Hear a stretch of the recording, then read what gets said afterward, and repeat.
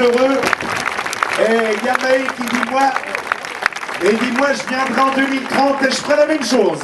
Et Lila qui applaudit papa des deux mains. Bravo, t'as raison. Il a été brillant, papa, il a été comme ça.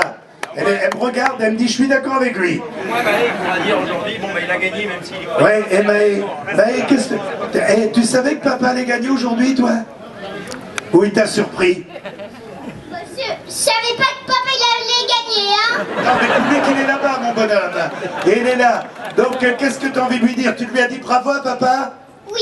Est-ce que ce soir, grâce à sa victoire, tu vas avoir une part de gâteau en plus? Oh, bon, je sais pas, hein. Ah bah, tu vas demander, hein. Voilà, donc, Maë, que nous avions sur le podium, Alain Clouet, le président du comité d'organisation qui va féliciter le vainqueur. On a interviewé le fiston, on n'a pas interviewé le papa Thomas.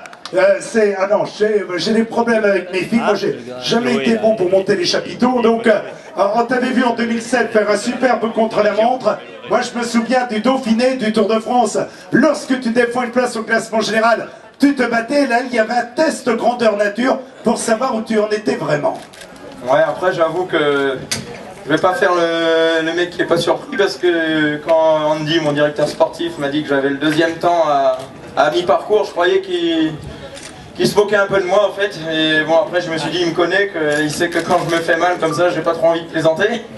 Donc je me suis dit ça doit être vrai, et je me suis encore plus arraché. Et quand j'ai passé le portique, je suis pas habitué à avoir un dans les contre-la-montre. Moi, en général, il y a toujours pas loin de 2 numéros devant le 1 souvent. Mais là c'est vrai qu'il y avait la motivation, et j'ai un petit mot pour mon épouse, parce que 5 minutes avant mon départ pour le chrono, elle s'est un petit peu sentie mal, elle a fait un petit malaise, et donc bon, j'avais pas forcément, j'étais pas très bien dans ma tête, donc j'avais envie de vite en finir pour prendre des sous-nouvelles, et ça va mieux.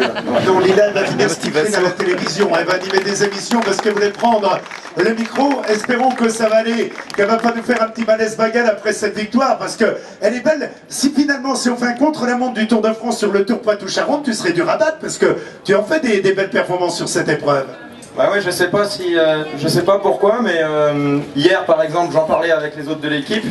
Surtout les petits jeunes qui me prennent pour un vieux, je leur disais, moi j'ai déjà fait 4e à 30 secondes de Wiggins, ici j'ai déjà fait 10e en crevant de la roue avant il y a 2-3 ans.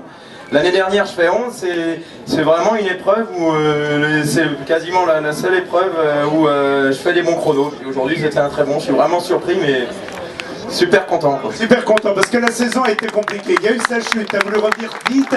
Il y a eu un petit peu le contre-coup sur le route du Tour de France. Et là, bah, tu as envie de mordre à pleines dents dans la dernière partie de saison. Ouais, en fait, cette année, en 2013, au moment où vraiment, sans me cacher, je commençais à vraiment être bien, je suis tombé à l'Amstel Gold Race, et je sais que j'avais vraiment une très bonne condition. Et après, finalement, malheureusement, mon année jusque-là s'était résumée à un beau mois de juin avec le Dauphiné et la route du Sud plus une étape. Donc voilà, en même temps, depuis 2009, à chaque fois au Tour de France, c'était plus que bien. Donc forcément, j'avais un petit peu habitué tout le monde à ce que ça soit super, mais c'est que du sport, et cette année, c'était moins bien. Donc j'avais envie de redresser un peu la barre d'ici la fin d'année. Aujourd'hui, je gagne, j'espère pas m'arrêter là. Eh bien, on espère, parce qu'il y a le mois de septembre qui va être important. Moi, je t'ai dit, et t'as un an pour préparer une chanson, hein.